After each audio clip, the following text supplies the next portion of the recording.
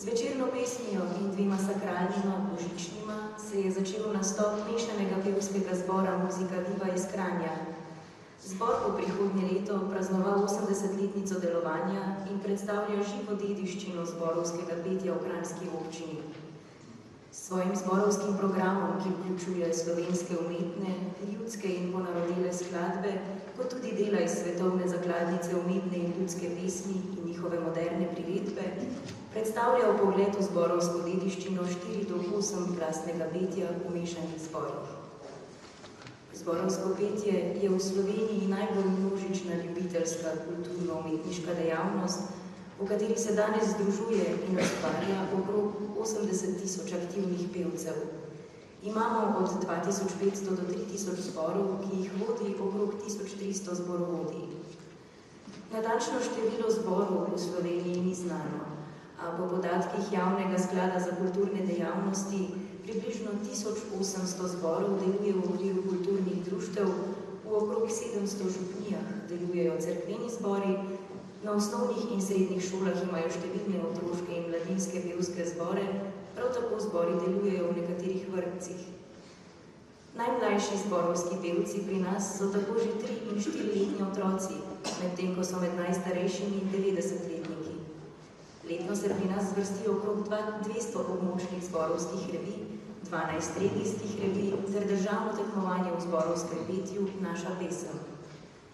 Zbor Muzika Viva se vam bo danes predstavil z izborom slovenskih skladb iz različnih obdobij v različnih priredbah za zbor, umetnih, ljudskih, popevkah, v različnih preoblikah in priredbah. Dirigent Jan Gorjan Zdanizo, ki vodi zbor 8. leto, je nekaj priredb prispeval tudi sam.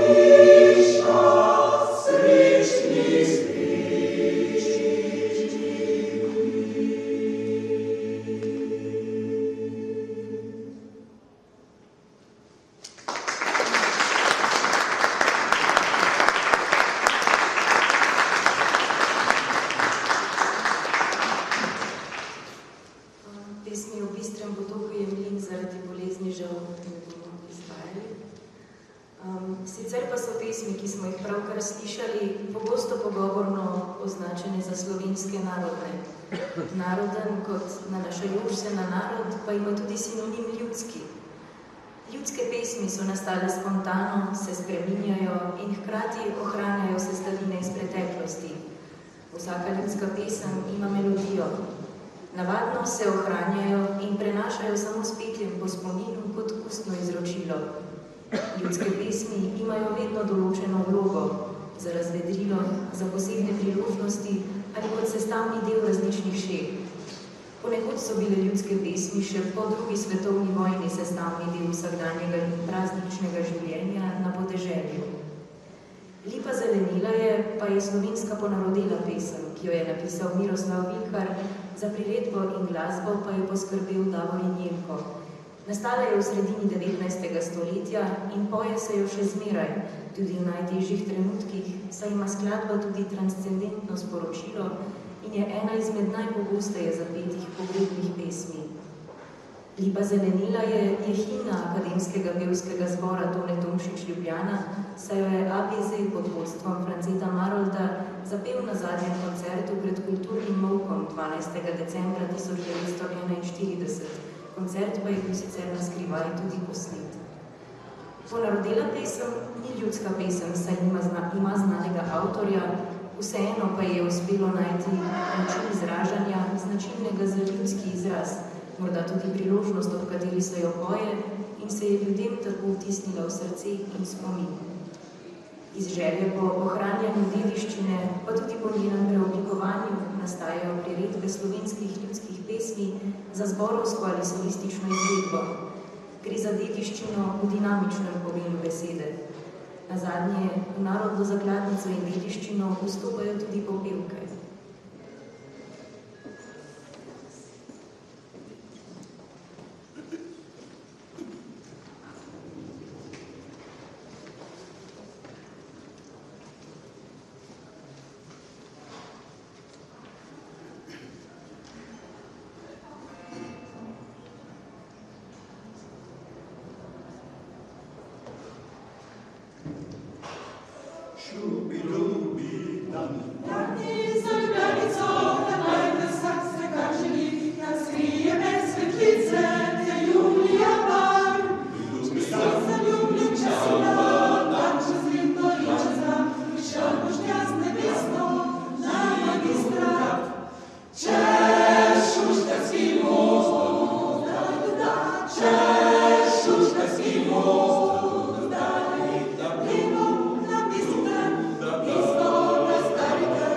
Osvojile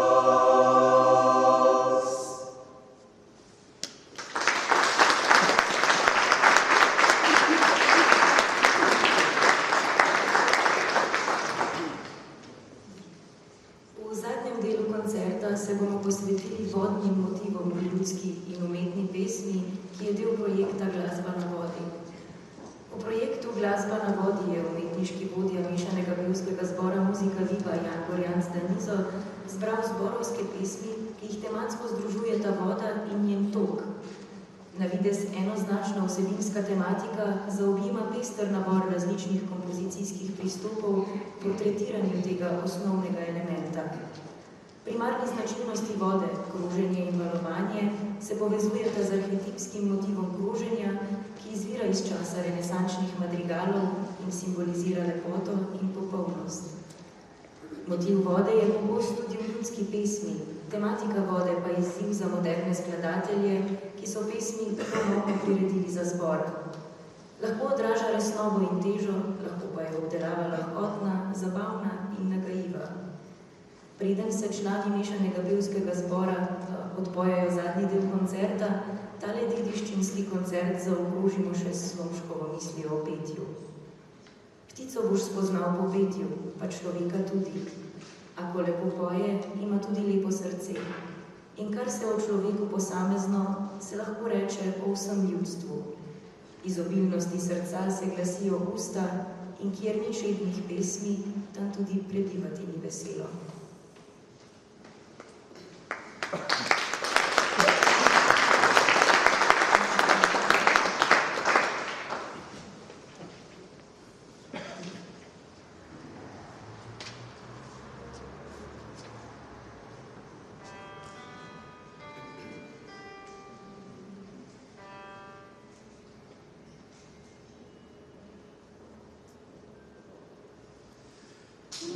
Let's